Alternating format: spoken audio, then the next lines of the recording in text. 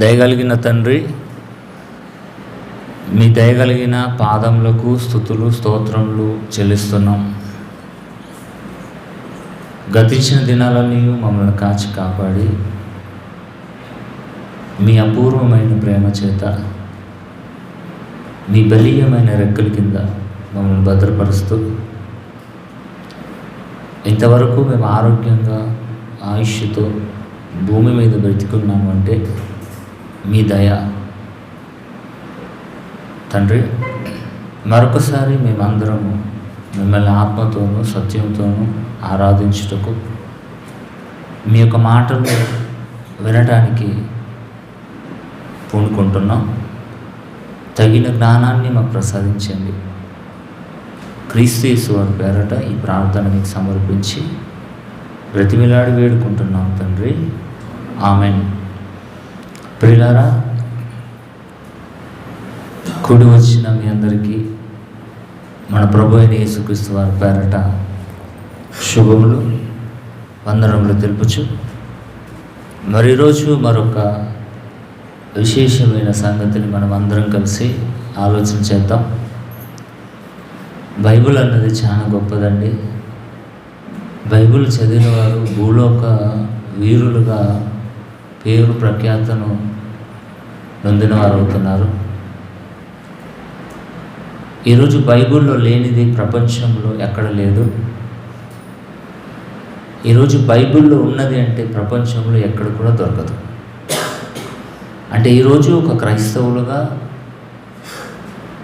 బైబిల్లో కలిగి ఉన్నామంటే మనం చాలా గొప్పవారం. అంటే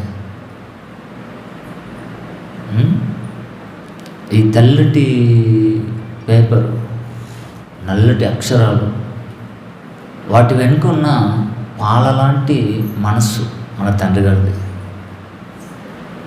ఆ తండ్రి మాటలు మనం వింటున్నాము, నేర్చుకుంటున్నాము, గైకుంటున్నాము, ధన్యులుగా మారిపోతున్నాం. కానీ మరి ధన్యులుగా మారమంటున్నాడు దేవుడు. భూమి మీద క్రీస్తు వారి కంటే జ్ఞానవంతులు ఇంకెవరు లేరండి. తెలుసండి, ఆదాము మొదలుకొని జ్ఞాని అయిన సొలొమోను వరకు ఎవరు కూడా అంత జ్ఞానం కలిగి లేరు. ఒక్కొక్కసారి నాకు అనిపిస్తుంది ఏంటంటే, మీకు జ్ఞానము కొదువుగా ఉంటే నన్ను అడగండి, నేను ఇస్తానన్నాడు. ఆ మాట ఇప్పుడు కాదు, ఆదాము మొదలుకొని దేవుడు ప్రతి ఒక్కరిని గుర్తు చేస్తున్నాడు. ఆ మాట సొలొమోను గారికి గుర్తొచ్చింది. దేవా, ఈ ఇశ్రాయేలును ఏలడానికి నాకు జ్ఞానం చాలదు, నేను బాలుడను, నాకు జ్ఞానాన్ని ఇవ్వండి అని అన్నప్పుడు దేవుడికి నచ్చిన ప్రార్థన సొలొమోను గారు చేశారండి. ఇదిగో నువ్వు అడిగావు కదా, ఆదాము మొదలుకొని నీ అంత వరకు నీవు భూమి మీదకి ప్రవేశించినప్పటికీ, ఆ తర్వాత యేసుక్రీస్తు వారు భూమి మీదకి వచ్చేంత వరకు నీలాంటి జ్ఞానం ఎవరు కూడా ఉండదు, నీకు వరాన్ని ఇస్తున్నాను అన్నాడు. వరాన్ని పొందినవాడు సొలొమోను గారు. దేశాలు దాటి రాజులు రాణిలు సహితం సొలొమోను గారి జ్ఞానాన్ని వినడానికి వచ్చారు. అవి ఎంత మంచి మాటలు. ఇక ఆ జ్ఞానము ఎప్పటి వరకు నిలిచింది? యేసుక్రీస్తు వారు భూమి మీదకి వచ్చి జ్ఞానోపదేశము చెప్పేంత వరకు నిలిచింది. ఎప్పుడైతే యేసుక్రీస్తు వారు భూమి మీదకి వచ్చి తండ్రి గారి మాటలు చెప్పడం మొదలుపెట్టాడో, సొలొమోను గారి కంటే జ్ఞానవంతుడు ఇక్కడ ఉన్నాడు అన్నాడు. కనుక ఎవరు జ్ఞానులు, ఎవరు గొప్పవారు, ఎవరి మాట మనం వినాలంటే కేవలం యేసుక్రీస్తు వారి మాటనే మనం వినాలి. యేసుక్రీస్తు వారే పరలోకమందును భూమి మీదను పాతాళ లోకమందును నాకు సర్వాధికారం కలిగి ఉంది. కనుక నా మాట వినండి, గైకొనండి, సమస్త మనుషులను శిష్యులుగా మార్చుకోమన్నాడు. కనుక దేవుని పిల్లలారా, ఆదికాండము నుండి ప్రకటన గ్రంథం వరకు ప్రతి ఒక్క మాట దేవుని మనసులో నుండి వచ్చిందే. ఈరోజు ప్రతి ఒక్క స్కూల్లో పాఠ్య పుస్తకాలలో సిలబస్గా ఉండాలి ఇవి. అలా ఉంటండి ఎవరు కూడా చెడిపోయేవారు కాదండి. చెడిపోతున్నారండి, ఎక్కడికి పంపించిన చెడిపోతున్నారు. ఈరోజు స్కూల్లో కానివ్వండి, కాలేజీలో కానివ్వండి, యూనివర్సిటీలో కానివ్వండి, ఎక్కడ వెళ్ళినా ఆడపిల్లలకు రక్షణ లేదు. తెలుసండి, ఒక స్కూల్లోనండి నిన్ననే మన తెలంగాణలోనే 3 స్టూడెంట్స్ ఒక విద్యార్థిని మీద అత్యాచారం చేశారండి. అది టీచర్ గారు రాగానే పట్టేసుకుంది. మీరు దేనికి వెళ్తున్నారండి? చదువుకునడానికా లేక చెడు కార్యక్రమాలు చేయడానికా? సస్పెండ్ చేసేసిందండి, తీసిచ్చి వెళ్ళగొట్టేశారు. అంటే పిల్లల మనసులో కూడా ఈ చెడు లక్షణాలు ఏంటండి? చెడు లక్షణాలు రావటానికి లోకంలో ఉన్న పాపమే. ఈ సీరియళ్ళు, సినిమాలు, ఈ టిక్టాకులు, ఇన్స్టాగ్రామ్స్, వాట్సాప్, యూట్యూబ్లు, ప్రతి ఒక్కటి ఓపెన్ చేయండి, బూతులేనండి. బూతులు చూస్తున్నాడు, మైండ్లో సెట్ చేసుకుంటున్నాడు, కార్యాచరణ చేస్తున్నాడు. అంతే కదండి. మరి ఇన్ని రోజుల నుంచి బైబిల్ చదివిన మనము ఎప్పుడైనా బైబిల్ మాటలను గైకొన్నామండి? మరి ఈ మాటలు ఎందుకు గైకొనడం లేదు? కార్యాచరణ ఎందుకు చేయడం లేదు? మరి ఆ వాటిని చూస్తున్నారు, వింటున్నారు, కార్యాచరణ చేసేస్తున్నారు. అంటే ప్రపంచ మానవాళికి మంచి అన్నది అబ్బడం లేదు, చెడేనండి. ఈ వెర్రి జ్ఞానాన్ని నేర్చుకోవడానికి, వెర్రి జ్ఞానాన్ని నేర్పించడానికి ఈరోజు ఎన్నో కళాశాలలు, ఎన్నో స్కూల్స్, ఎన్నో యూనివర్సిటీలు. చదువుకున్న వారందరూ సంస్కారంగా మారుతున్నారండి. ఆలోచించండి దేవుని పిల్లరా, ఎందుకు సంస్కారవంతంగా మారడం లేదంటే అది వెర్రి జ్ఞానము. మరి దేవుని నుండి వచ్చింది, పైనుండి వచ్చింది ఏ జ్ఞానం? దేవుని జ్ఞానం. మరి ఈ జ్ఞానాన్ని చదువుతున్న మనం గైకొంటున్నామండి? గైకొనాలి, పాటించాలి, కార్యాచరణ చేయాలి. వింటున్నాము వెళ్ళిపోతున్నాము. కొందరికైతే వినడమే అలవాటు అండి, గ్రహించడం, గైకొనడం, కార్యాచరణ చేయడం అలవాటు ఉండదండి. అలా ఉంటే ఏంటండి? ఏం ప్రయోజనం చెప్పండి? ఒక మాట చదువుకుందామండి. ప్రకటన గ్రంథము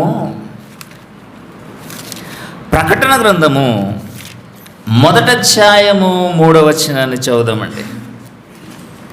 ప్రకటన గ్రంథం 1వ అధ్యాయము 3వ వచనాన్ని జాగ్రత్తగా మనము చదవగలిగితే, సమయము సమీపించుచున్నది గనుక ఈ ప్రవచన వాక్యం అనగా ఆది కాండము నుండి ప్రకటన గ్రంథం వరకు చదివి వింటున్నాము. తర్వాత చదువువాడును వాటిని విని ఇందులో వ్రాయబడిన సంగతులను గైకొను వారును ధన్యులు అన్నాడు. ధన్యులు ఊరికనే కామండి. ఒకవేళ ప్రార్థన చేసి దేవా మమ్మల్ని దీవించండి, తండ్రి మమ్మల్ని ఆశీర్వదించండి అంటే ఆశీర్వదింపబడము. గుర్తుపెట్టుకోండి, ఎప్పటికీ కూడా తండ్రి పలానా వాళ్ళను దీవించండి నేను ప్రార్థన చేశాను అనుకోండి, మీరు దీవించబడాలి అంటే మీరేం చేయాలి? ఇగో ఇక్కడ రాయబడిందే, మరొకసారి చదవండి అమ్మా.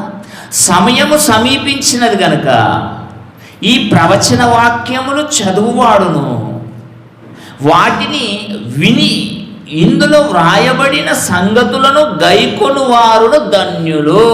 అంటే మీరే దీవించబడతారు అన్నాడు దేవుడు. ఒక సేవకుడిగా నేను ప్రార్థన చేసినంత మాత్రాన దీవించబడరు, ఆశీర్వదించబడరు. ఒకవేళ మనము దీవించబడాలి, మనము చల్లగా ఉండాలి, బ్రతకాలి అంటే దేవుడు వ్రాయించిన గ్రంథాన్ని చదవాలి, చదివి దాన్ని గైకొనాలి, కార్యాచరణలు పెట్టాలి. అప్పుడే ధన్యులు అన్నాడు. అంతే కదండి, అంతే కదండి. మరొక మాట చూద్దామండి. మరొక మాట ఎప్పుడు మనం చదువుతూ ఉంటాం కదండి, ఎప్పుడు కూడా మనం చదువుతూ ఉంటామండి. సామెతల గ్రంథము 8వ అధ్యాయము, సామెతల గ్రంథము 8వ అధ్యాయము, సొలొమోను గారు వ్రాసిన సామెతల గ్రంథము 8వ అధ్యాయము 34వ వచనం చదువుదామండి. 34వ వచనం, అనుదినము నా గడప అన్నాడు. ఏ గడప? దేవుడికి ఎక్కడుంది గడప? ఉందా? ఊళ్ళో ఎన్ని గడపలు ఉంటాయంటే పలానా గడపలు, 90 గడపలు, 50 గడపలు అని చెప్తారు. గడప గడపకు వెళ్ళి బొట్టు పెట్టి చెప్తారు కదండి. పెళ్ళి అయినా, పెటాకులైనా, చావైనా, రేవైనా.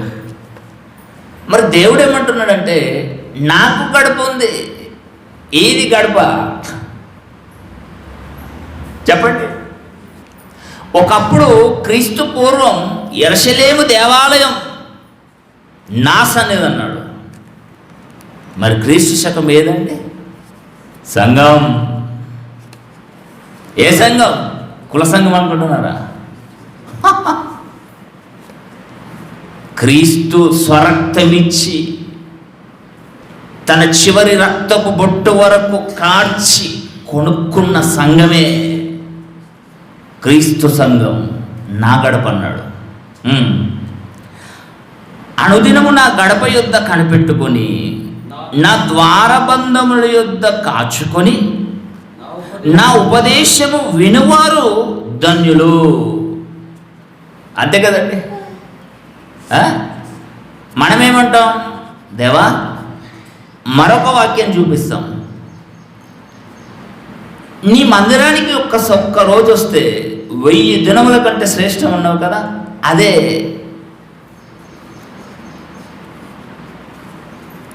గుర్తుందన్నమాట.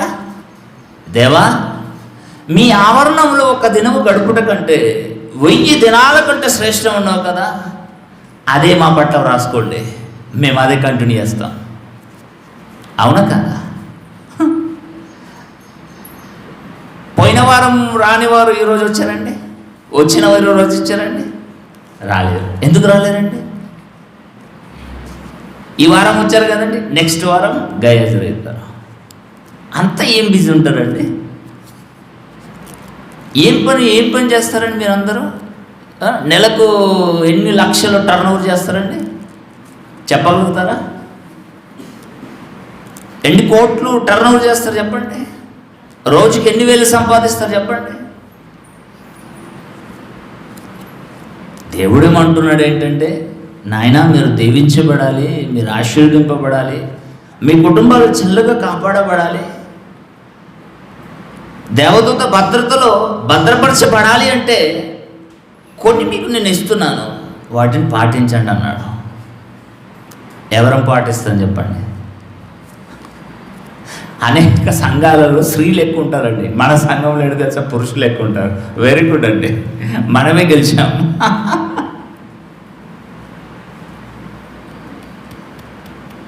కనుక ఎంత మంచి మాట అండి. ఏమైనా దేవుడు మన నెత్తిన పెద్ద పెద్ద గుండ్రాలు ఎత్తుకొని రండి ఆడ దించండి అని అంటున్నాడా? ద్వారం, నాకొక గడప ఉంది, ఆ గడప దగ్గరికి రండి. ఎప్పుడు రమ్మంటున్నారు? అనుదినం అన్నాడు. అనుదినం వస్తున్నారా? వస్తున్నామని చెప్పండి. వారానికి ఒకసారి వస్తున్నాం. ఆ వారానికి కూడా 24 గంటలా? 2-3 గంటలు, అంతే కదండి. 10:30కు వస్తున్నాం, లైవ్ చూస్తున్నాం. ఆ తర్వాత 12 గంటలకు ఆరాధన స్టార్ట్ చేసుకొని 2 గంటలకు ఎవరికి అక్కడ వెళ్ళిపోతాం. ఇది కూడా మన వలన కాకపోతే మనం ఎలా దీవించబడతామండి? ఎప్పుడైనా ఆలోచించారండి? ఊరికనే దేవుడి మీద సనగడం కాదు, ఊరికనే దేవుణ్ణి తిట్టిపోసుకోవడం కాదండి, ఆడిపోసుకునకూడదు. దేవా మాకు ఏమి ఇచ్చావని, ఇన్నేళ్ళైతే మేము పనిచేసి మాకు ఎక్కడుంది లాభం అని అనుకునే వారికి దేవుడిచ్చే సమాధానం, ఎప్పుడైనా నేను చెప్పినట్టుగా నా మాట మీద ఎప్పుడైనా నిలబడ్డావా? మరి నిలబడకపోతే నిన్ను ఎందుకు నేను దీవించాలి? అంతే కదండి, చెప్పండి, న్యాయంగా ఆలోచించండి. దేవుడు ఫ్యాక్ట్గా అడుగుతున్నాడు. ఈరోజు ఒక యజమాని దగ్గర మనము జీతం చేసినప్పుడు అండి 30 రోజులు కంటిన్యూగా చేస్తేనే 30 రోజుల జీతాన్ని మనకి ఇస్తాడు. అవునా కదా? ఏదో నెలకు 1 సారో 2 సార్లు వెళ్ళి నాకు 30 రోజుల జీతం ఇవ్వండి, లేకపోతే నీ మీద కేసు పెడతానంటే నీ దిక్కున్న చోటుకి వెళ్ళి చెప్పుకోని అంటాడు. అవునా కదా? ఎంతమంది అండి? అందరూ పనిచేసే వాళ్ళే కదండి. మన సంఘమే నిరుపేద సంఘం. అవునంటారా కాదంటారా? మరి అటువంటప్పుడు దేవుడు చెప్పిన మాటకు ఏదో సంవత్సరానికి ఒకసారి వచ్చేసి మరల వచ్చి విని వెళ్ళిపోతే సరిపోదట. ఏమంటున్నాడు ఇక్కడ? నా ఉపదేశమును విని దానిని గైకోమన్నాడు. ఇంతకుముందు చదివించాను కదండి, ప్రకటన గ్రంథము 1వ అధ్యాయం 3వ వచనం. గైకొనాలి, వినడమే కాదు, వస్తున్నారో వింటున్నారు. ఏం ఫలం? గైకొనాలి. ఇంకొక మాట చూస్తారండి, అదే సామెతల గ్రంథం 28వ అధ్యాయం. సామెతల గ్రంథం 28వ అధ్యాయము 28వ అధ్యాయం. పిల్లలు ఎక్కడికి లేవకూడదు, కూర్చోవాలి. సామెతల గ్రంథం 28వ అధ్యాయం 14వ వచనం. 28:14. నిత్యము భయము కలిగి ప్రవర్తించువాడు ధన్యుడు అన్నాడు. ఎప్పుడెప్పుడు భయం ఉంటుందండి మనకు? ఏదైనా కలగరానిది కలిగిందనుకోండి, జల్లు ఉంటుందండి. అబ్బో దేవా స్తోత్రం అని ప్రార్థన చేస్తారు. ఆ ప్రార్థన నిత్యం ఉంటుందా భయం? లేదండి. అందుకని దేవుడు అప్పుడప్పుడు జలకిస్తాడు అన్నట్టు. వీడు అలర్ట్గా ఉన్నాడా లేదా? అంతే కదండి. ఇప్పుడు దేవుడు మనకు టీచర్ అండి, మనము స్టూడెంట్స్. ఈరోజు సంఘాలలో చూడండి, అయ్యగారు ఏం చేస్తారంటే చెప్తున్న వాక్యం మీరు వింటున్నారా నిద్రపోతున్నారని మధ్యలో హల్లెలూయా అన్నాడు అనుకోండి, లేచి కూర్చుంటారండి. అది స్లోగన్. పడుకునే వారిని లేపే స్లోగన్. ఆయింట్మెంట్ అన్నాడు, చిన్న టాబ్లెట్స్ అనగానే హల్లెలూయా అనగా అయ్యగారు వాక్యం చెప్తుండా, అది నేనింటి నిద్రపోయాను అనుకుని లేస్తారు అన్నట్టు. అంటే దేవుడు కూడా అప్పుడప్పుడు అక్కడక్కడ ఇంటిస్తాడు, మీరందరూ అలర్ట్గా ఉన్నారా లేదా అని. అందుకని ఇక్కడ వ్రాయించిన మాట ఏంటండి? నిత్యం అన్నాడు. చదవండి, నిత్యము భయము కలిగి ప్రవర్తించువాడు ధన్యుడు. హృదయమును కఠినపరుచుకున్నవాడట కీడులో పడిపోతాడు. ఎప్పుడు కూడా మన హృదయాన్ని కఠినపరచకూడదు, కఠినపరచకనకూడదు. దేవుడి విషయంలో, ఎవరి విషయంలోనైనా కఠినమన్నది ఉండకూడదు. దేవుడు మనకు మాంసం గుండెనే ఇచ్చాడు, రాతి గుండెలో మనం మారిపోకూడదండి. భయంకరమైన కఠినలు ఉంటారండి, అలా ఉండకూడదు. క్రైస్తవులు అంటే గొప్పవారు తెలుసా? క్రైస్తవులను చూసి లోకంలో ఉన్నవారు మారాలని మనను వారికి ఒక ఎగ్జాంపుల్గా పెట్టాడు దేవుడు. డెమో. ఒకప్పుడు ఇశ్రాయేలీలను లోకానికి డెమో పీస్గా పెట్టాడు దేవుడు. వాళ్ళు ఫెయిల్యూర్ అయిపోయారు. మరలా సెకండ్ ట్రిప్స్ క్రైస్తవులను దేవుడు మనం ఎన్నుకున్నాడు. అరే మంచి కూర్చోరా నువ్వు, ఏరా నువ్వు ఎట్లా వచ్చినావురా? టీచర్ నేర్పుతలేరా మంచి కూర్చోని? దేవుడి పిల్లలారా, ఆలోచన చేయండి. ప్రకటన గ్రంథము 19వ అధ్యాయము. ప్రకటన గ్రంథము 19వ అధ్యాయము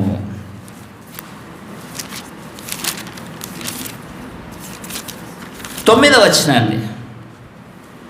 ప్రకటన గ్రంథము 19వ అధ్యాయము 9వ వచనం. మరియు అతడు నాతో ఇలాగూ చెప్పెను, గొర్రెపిల్ల విందునకు అన్నాడు. గొర్రెపిల్ల పెండ్లి విందుకు పిలువబడిన వారు ధన్యులని వ్రాయుము. మరియు ఈ మాటలు దేవుని యథార్థమైన మాటలని నాతో చెప్పెను. పెండ్లి విందు అన్నాడు. ఎక్కడ జరుగుతుంది పెండ్లి విందు? ఎక్కడ జరుగుతుంది చెప్పండి? విందు, పెండ్లి విందు. ఇక్కడ విందు జరుగుతుందా? అదేనండి, రొట్టె ద్రాక్షరసం అండి. మనమందరము కన్యగా ఉన్నాం. కన్యకైన సంఘం, యేసుక్రీస్తు అనే వరుడు. అంటే విందుకు పాల్గొన్న వారే ధన్యులు అన్నాడు. మరందరూ పాల్గొనడానికి ఈరోజు ఇష్టపడుతున్నారు. ప్రపంచవ్యాప్తంగా చెప్పండి, ఆలోచించండి. ప్రపంచవ్యాప్తంగా పక్కన పెట్టండి. మరి మన గురించి మనం ఆలోచిద్దాం. ప్రతి ఆదివారం విందు ఉంటుంది. ఆ విందులో నేను పాల్గొనాలి. అలా పాల్గొంటేనే మీరు ధన్యులు అన్నాడు. ఊరికేనే మనం దీవించబడం, ఊరికేనే ఆకాశ వాకిళ్ళు మన వాకిట్లో పడాలి అంటే పడవు. దేవుడు ముందు మన హృదయాన్ని, మన ప్రవర్తన చూస్తాడు. అందుకేమన్నాడంటే, మీరు నా సన్నిధికి వచ్చేటప్పుడు మీ ప్రవర్తన జాగ్రత్తగా చూసుకుంటూ అన్నాడు. ఐహిక విచారాలతో రాకూడదు, ధనమోసాలతో రాకూడదు. దేవుడి దగ్గరకు వస్తే నాకు ఏదైనా కలుగుతుందన్న లాభం ఆశించి రాకూడదు. ఒకటే, మరణిస్తే పరలోకం, మరణిస్తే పరదేశి, ఆ తర్వాత పరలోకం. ఈ రెండింటి కోసమే దేవుడి కోసం బ్రతకండి. వీటిని ఎవ్వరు ఇవ్వలేరు. లోకము ఇవ్వదు, రక్త సంబంధులు ఇవ్వరు, తల్లిదండ్రులు ఇవ్వరు. ఎవ్వరి వలన కాదు, కేవలం అయ్యేది దేవుడు, తండ్రి అయిన దేవుడు, ఆ తర్వాత యేసుక్రీస్తు వారు.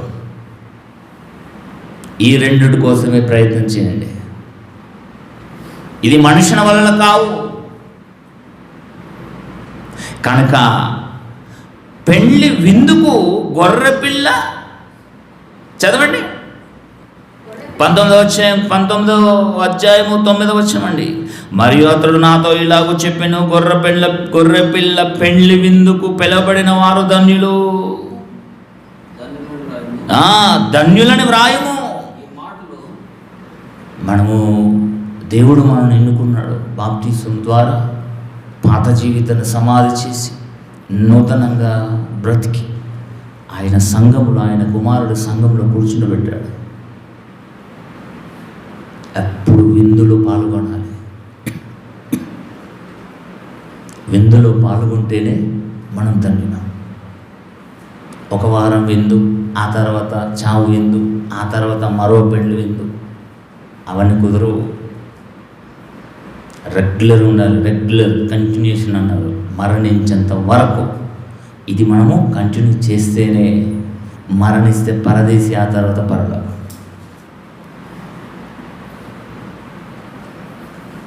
ఎంత మంచి మాటలండి, ఆలోచించేది. అదే ప్రకటన గ్రంథం 22వ అధ్యాయం 7వ వచనం చూడండి. ప్రకటన గ్రంథం 22వ అధ్యాయం 7వ వచనం అండి. ఇదిగో నేను త్వరగా వస్తున్నాను, గ్రంథములో ప్రవచన వాక్యములు గైకొను వారు ధన్యుడు అన్నాడు. యేసుక్రీస్తు వారు త్వరగా వస్తానన్నాడు.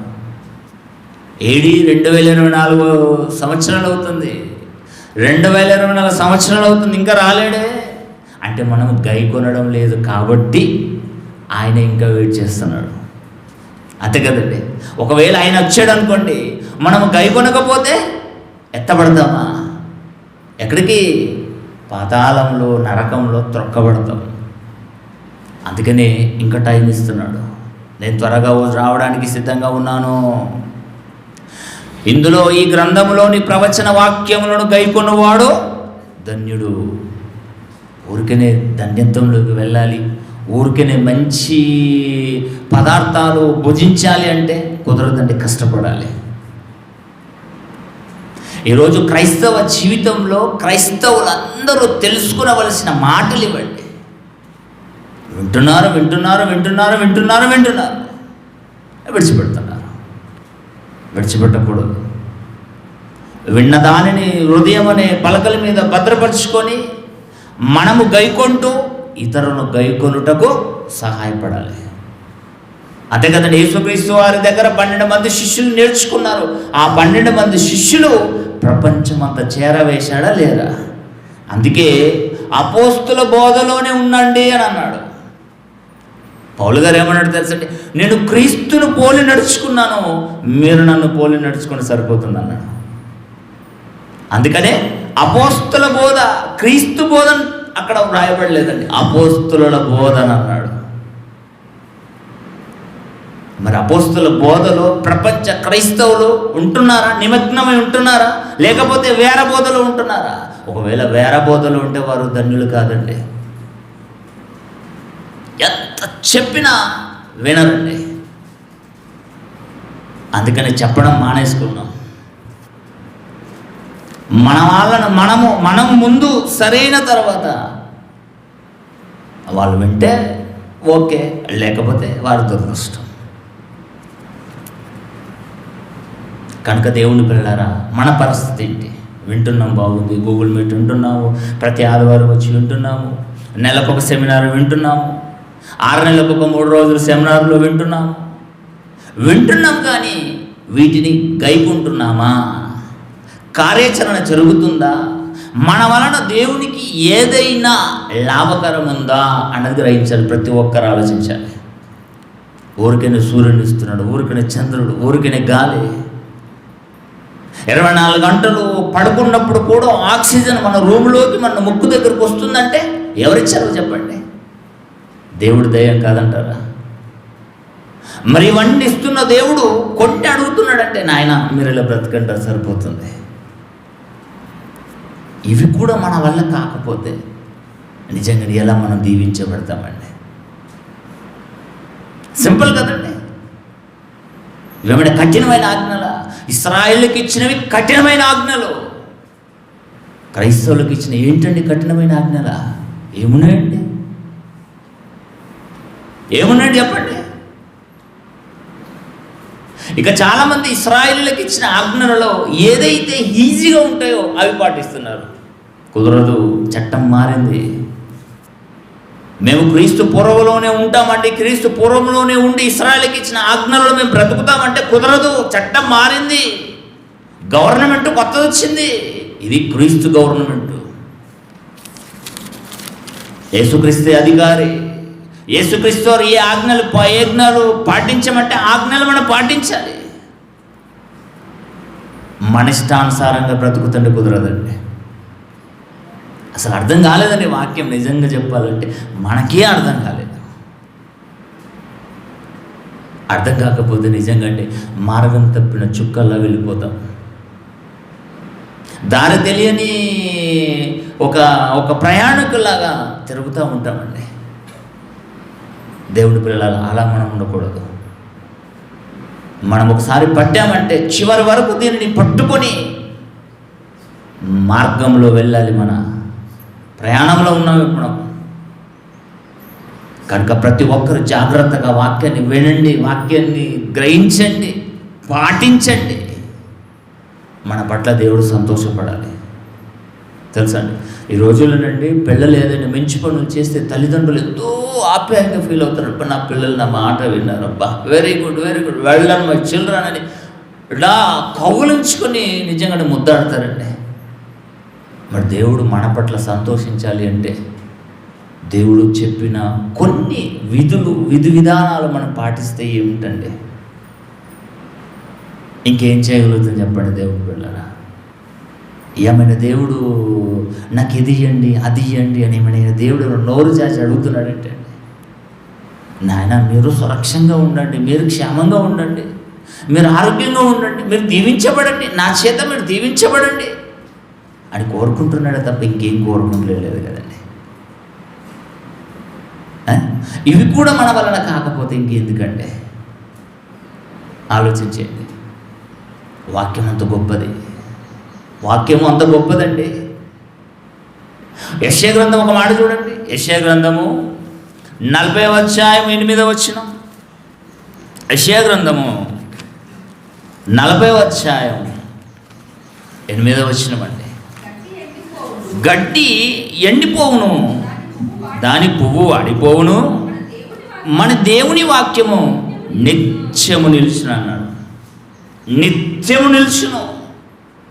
తరతరాలు ఉన్నవానిలో నుండి వచ్చిన మాటలు ఉన్నవాడిగానే ఉంటాయి తప్ప మధ్యలో కట్టుగా కావండి.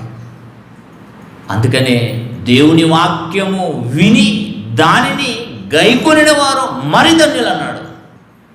ధన్యులు వేరు, మరి ధన్యులు. మరి మనం ధన్యులుగా ఉన్నామా, లేకపోతే మరి ధన్యులుగా ఉండడానికి ఏమైనా ప్రయత్నం చేస్తున్నామా? ఒకసారి ఆలోచించండి. ఒకసారి ఆలోచించండి. వాక్యం ఎంత గొప్పదంటేనండి, మనం చదివేటప్పుడు ఎప్పుడు కూడా మర్చిపోమండి. ఆలోచనలోకి వెళ్ళిపోతుంది వాక్యం. అదే పౌలు గారు గుర్తు చేశారు. ఒకసారి గుర్తు చేసుకుందాం మనం కూడా. హెబ్రీయులకు రాసిన పత్రిక 4వ అధ్యాయం 12వ వచనం అండి.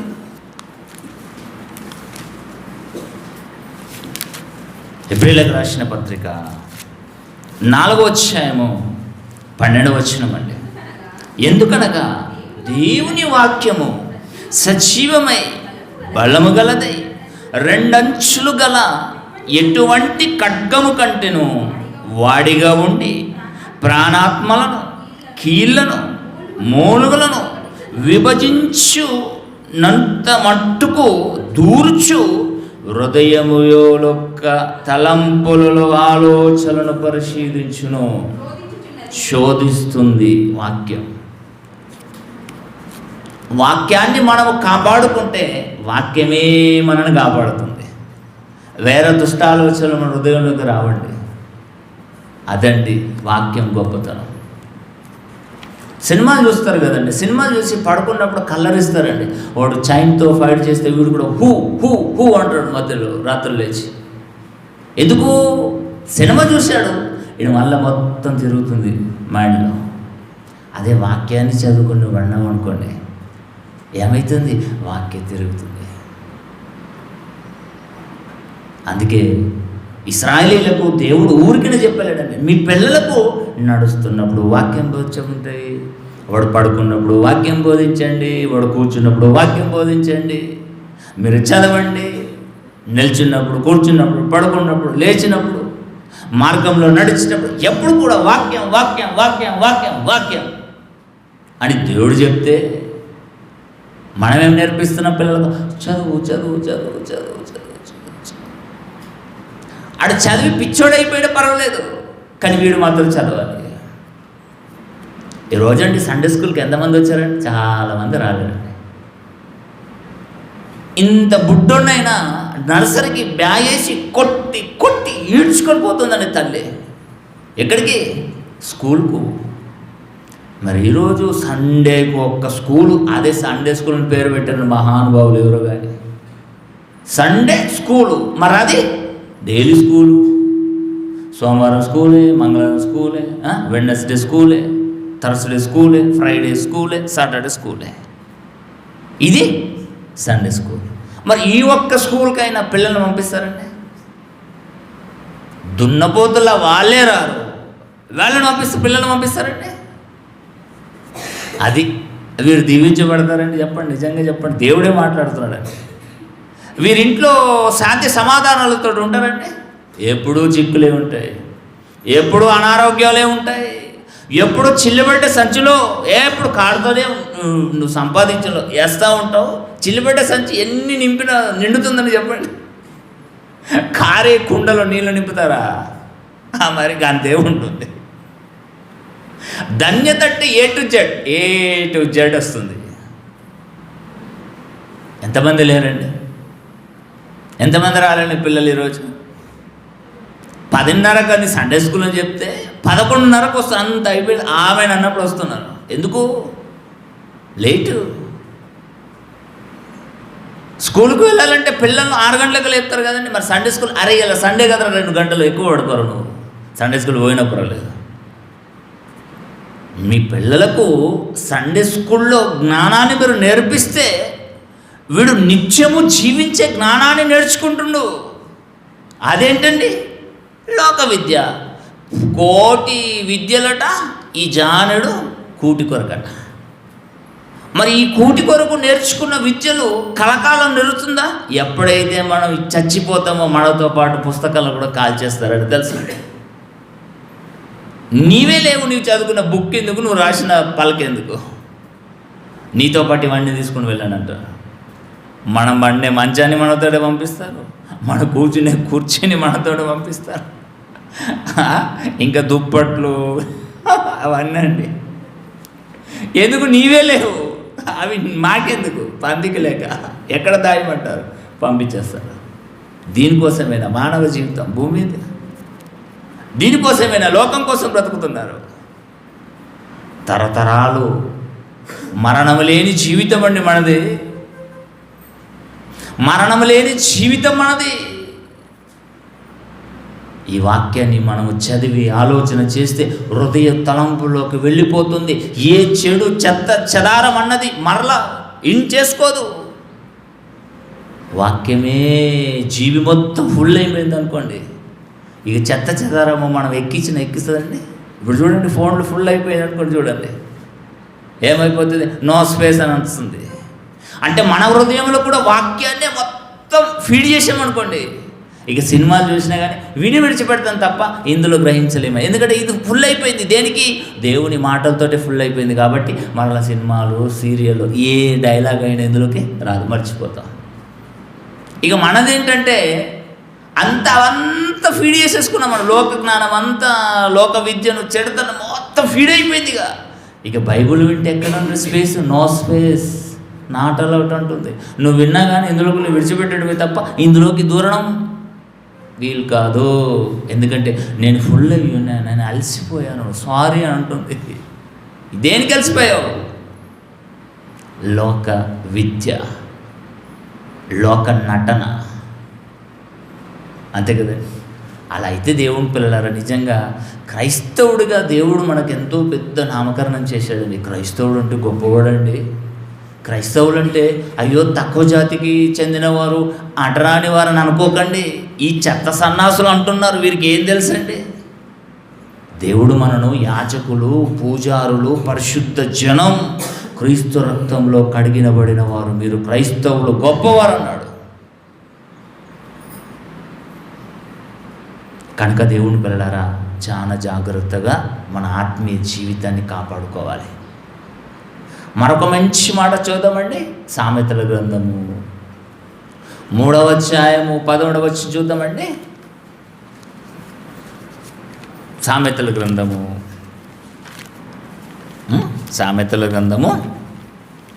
3వ అధ్యాయము 13వ వచనం నుంచి మనం చదువుదాం. ఏ జ్ఞానము ఇది? దేవుని జ్ఞానము. చదవండి. జ్ఞానము సంపాదించిన వాడు ధన్యుడు అని అన్నాడు. జ్ఞానం అంటే దేవుని జ్ఞానం సుమా, లోక జ్ఞానం అనుకోకండి.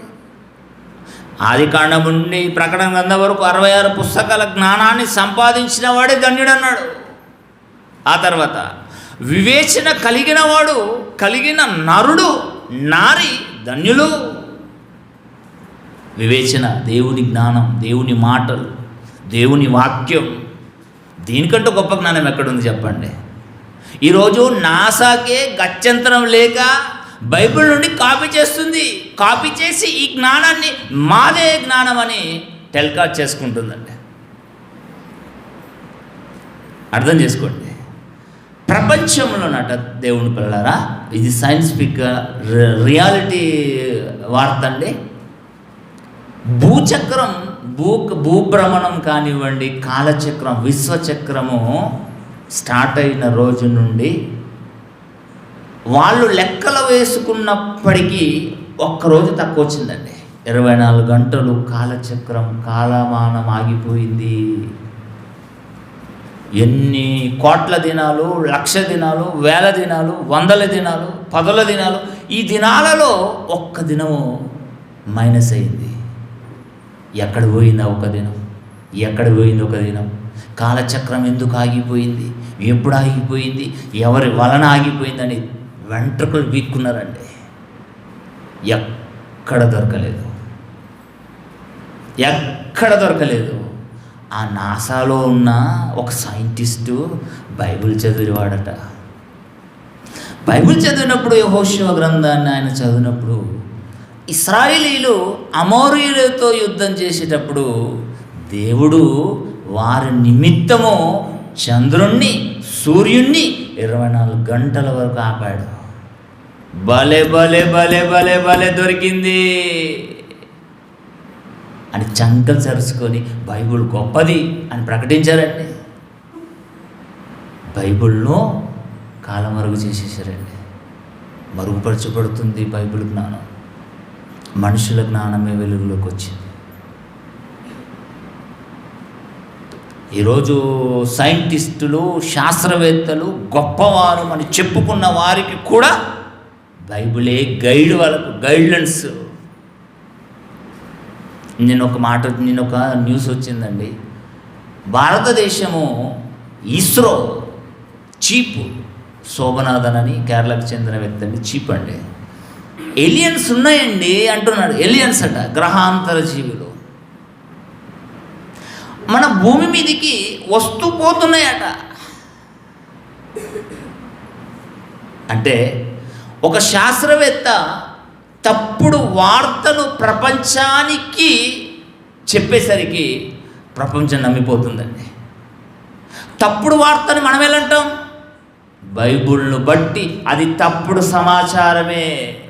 భూమి మీద కాపురం ఉండేందుకు దేవుడు భూమి మీదనే పెట్టాడు తప్ప ఏ గ్రహంలో మనుషులు లేరు. ఏ గ్రహాలలో మానవ మనుగడ లేదు. భూమి మీదనే కాపురం ఉండడానికి దేవుడు భూమిని సిద్ధపరిచి పెట్టాడు. ఇతను అంటున్నాడు ఎలియన్స్ ఉన్నాయండి, అప్పుడప్పుడు భూమి మీదకి వచ్చిపోతున్నాయండి. ఏ జ్ఞానంతో చెప్పాడు? ఈ లోక వెర్రి జ్ఞానంతో చెప్పాడు.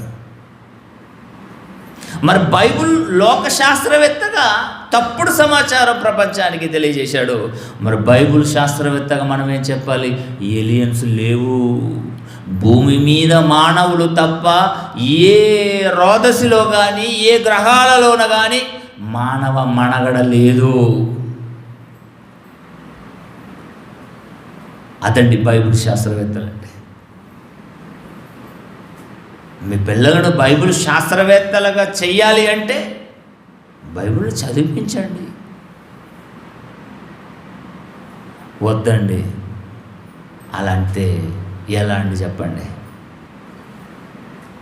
ఈరోజు క్రైస్తవుడే లోకానికి దిక్కు, క్రైస్తవుడే లోకానికి దిక్కు. మన తరమే కాదు, దావీదు గారు తన తరము వారికి సేవ చేసి దేవుని పనిలో ప్రభువునందు నిద్రించాడు. మనం కూడానండి దేవుని పనిలో దేవుని సేవ చేస్తూ ఆ సేవలోనే మనం నిద్రించాలి. అది బహుకరమైన నిద్ర, మంచి నిద్ర. కనుక దేవుని పిల్లలారా, జ్ఞానాన్ని సంపాదించుకున్నవాడట ధన్యుడు, వివేచన కలిగిన నరుడు ధన్యుడు.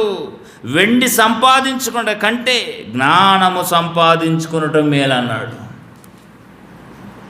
ఇంకేమంటున్నాడు? అపరంచి సంపాదించుకుట కంటే జ్ఞానలాభము నొందుట మేలు, పగడముల కంటే అది ప్రియమైనది. నీ ఇష్ట వస్తువులన్నీ దానితో సమానము కావు అని అన్నాడు. ఇష్ట వస్తువులు అని అన్నాడు. ఇష్ట వస్తువులు అంటే ఏముంటాయండి? ఆడవాళ్ళకేమో బంగారం నగలు ఉంటాయి, మగాళ్ళకి ఏముంటుందండి? కార్లు, ఇంకేంటండి ఫోన్లు. ఇవి ఇష్ట వస్తువులు. మీ ఇష్ట వస్తువుల కంటే దేవుని జ్ఞానం గొప్పదట. ఆలోచించండి. ఇంకేమంట చూడండి, పగడముల కంటే అది ప్రియమైనది. నీ ఇష్ట వస్తువులన్నీ దానితో సమానము కావు. దాని కుడి చేతిలో దీర్ఘాయువు ఉంది. దేవుని వాక్యము, యెహోవా వాక్యము జ్ఞానములో దీర్ఘాయువు ఉంది. దాని ఎడమ చేతిలో ధనమంతయు ఉన్నవి. దాని మార్గములో రమ్య మార్గములు, దాని త్రోవలన్నీ క్షేమకరములు, దానిని అవలంబించు వారికి అది జీవవృక్షం అన్నాడు. దాని పట్టుకొని వారందరూ ధన్యులు.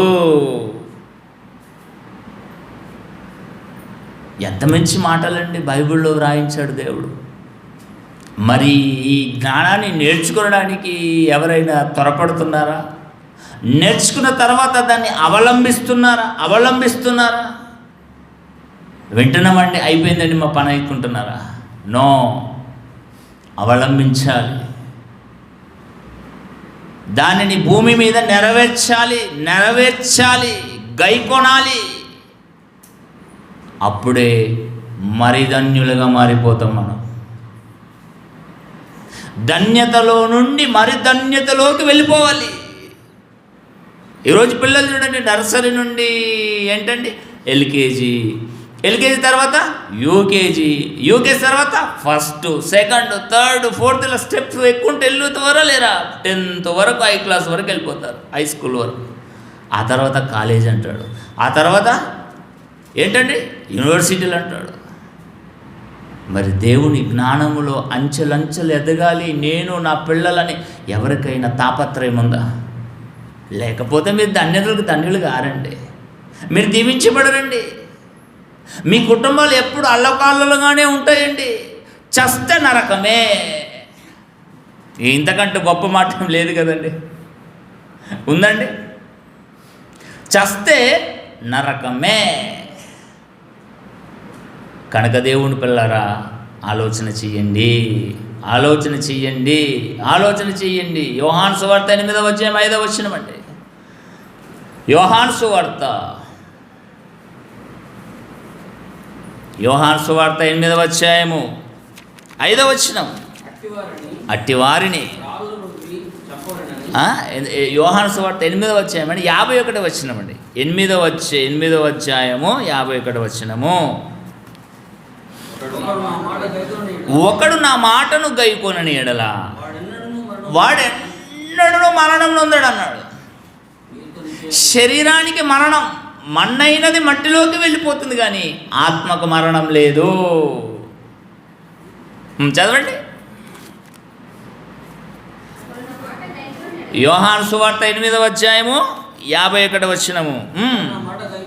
ఒకడు నా మాట గైకొనని ఎడల వాడెన్నడూ మరణము పొందడని నేను మీతో నిశ్చయముగా చెప్పుచున్నాను ఉత్తరం ఇచ్చాను. మరణం అన్నది ఉండదండి దేవుని మాటలు గైకొంటే,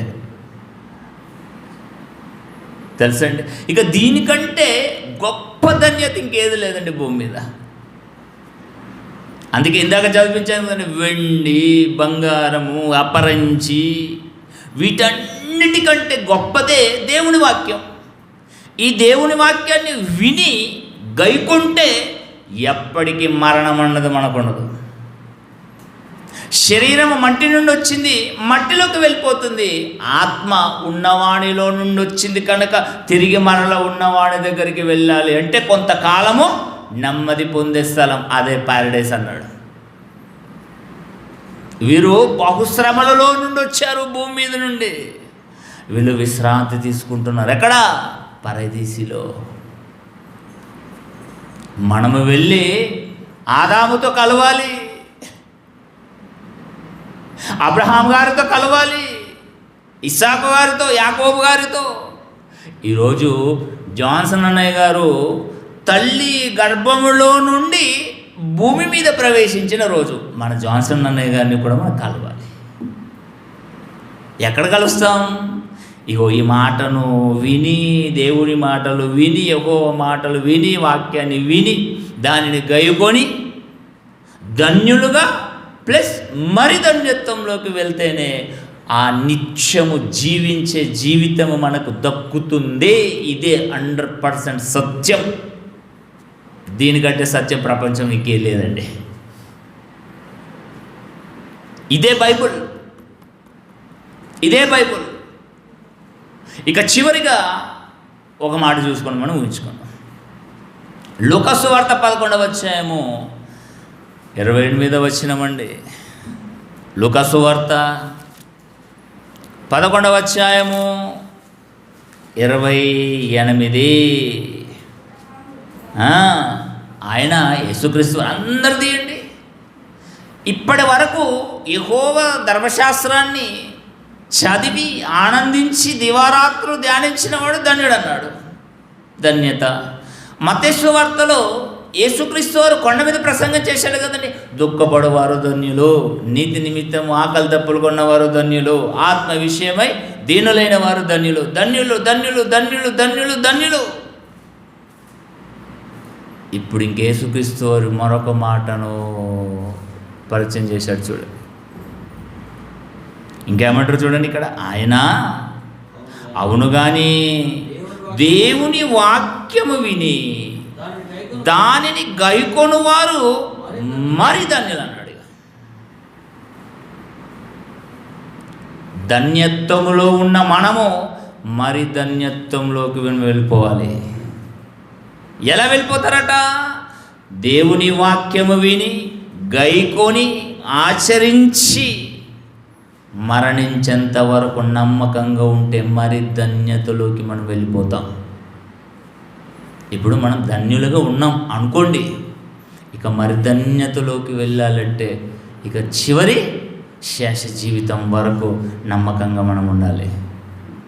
అపవాది ఎవరిని మృంగాలని ఎదురు చూస్తుంది తెలుసు కదండి. ఎక్కడ కొట్టాలి, బూస్ అని. పాము అనుకుంటున్నారు, పాము రూపంలో వస్తే దాన్ని చంపము కర్రతోటి, ఒక్క దెబ్బేస్తే చచ్చి ఉరుకుంటుంది. కానీ పాము ఆకారంలో రాదు.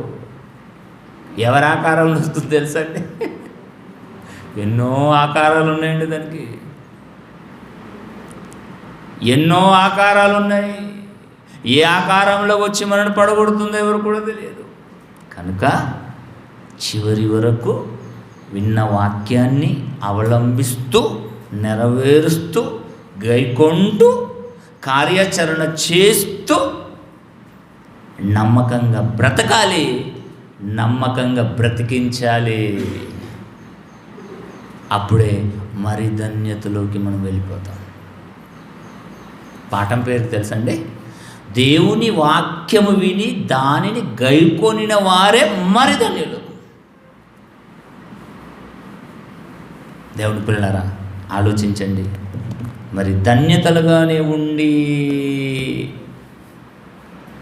లోక సుఖాల కోసం బ్రతుకుదామా?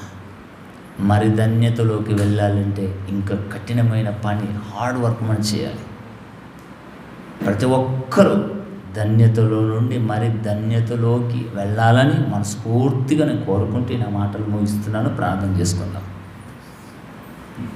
ప్రేమ కలిగిన తండ్రి, మీ ప్రేమ కలిగిన మాటలకు, మీ ప్రేమ కలిగిన పాదములకు స్తుతులు స్తోత్రం చెల్లిస్తున్నాం. మంచి మాటలు మాకు వినిపించారు. విన్న మేము గైకొని ఆచరించి మీ కొరకు నమ్మకంగా బ్రతికి మీరున్న లోకానికి త్వరపడే వాక్యాన్ని మా అందరికీ ప్రసాదించమని అర్థిస్తూ, దేవా మీ పిల్లలు గత 3-4 రోజుల నుండి జరగబోయే సభల నిమిత్తం రాత్రనక పగలనక దేవా పబ్లిసిటీ పనిలో వాల్ పోస్టర్లు అతికించడానికి మీ పిల్లలు ప్రయాసపడుతున్న ప్రతి ఒక్క మీ కుమారుణ్ణి జ్ఞాపకం చేసుకోండి. మీ పిల్లల కుటుంబాలను మీరు దీవించండి. పనిచేస్తున్నారు కనుక వారి నిమిత్తం నేను ప్రార్థన చేయగలుగుతున్నాను. దేవ జ్ఞాపకం చేసుకోండి. ఈ పబ్లిసిటీ పూర్తయ్యేంత వరకు నా తండ్రి, ఈ సభలు జరగబోయే సభలు విజయవంతంగా జరుగు వరకు మాకు విశ్రాంతి అన్నది లేకుండా అహర్నిశలు కష్టపడుతూ ఈ పనైన చేతికి వచ్చిన పని శక్తికి లోపము లేకుండా చేస్తూ రాబోయే మీ పిల్లలకు మంచి మాటలు వినిపించే భాగ్యాన్ని ఈ మెట్పల్లి క్రీస్తు సంఘం కళాశాలకు ఇచ్చిన ఔదార్యాన్ని బట్టి, అదృష్టాన్ని బట్టి మేమెంతో ధన్యులుగా మేము సంతోషపడుతున్నాం తండ్రి. ఈ ధన్యతను ఎప్పుడు కూడా మేము నిలబెట్టుకొని మిమ్మల్ని భూమి మీద మహిమపరిచే పిల్లలుగా మమ్మల్ని అందరినీ మలచమని అర్థిస్తూ, ఇంత గొప్ప జ్ఞానాన్ని మాకు నేర్పించిన తండ్రి గారికి మించి ఆరోగ్యం, ఆయుష్నివ్వండి. జాయింట్ డైరెక్టర్స్ను, డిప్యూటీ డైరెక్టర్స్ను, అడిషనల్ డిప్యూటీ డైరెక్టర్, ప్రిన్సిపాల్స్ను, కోఆర్డినేటర్, ప్రతి ఒక్కరిని పేరు పేరు వరుసగా మీరు జ్ఞాపకం చేసుకోమని కోరుకుంటాం. క్రీస్తు యేసు వారి అపూర్వమైన నామమున ఈ ప్రార్థన మీకు సమర్పించి బ్రతిమిలాడి వేడుకుంటున్నాం తండ్రి. ఆమేన్.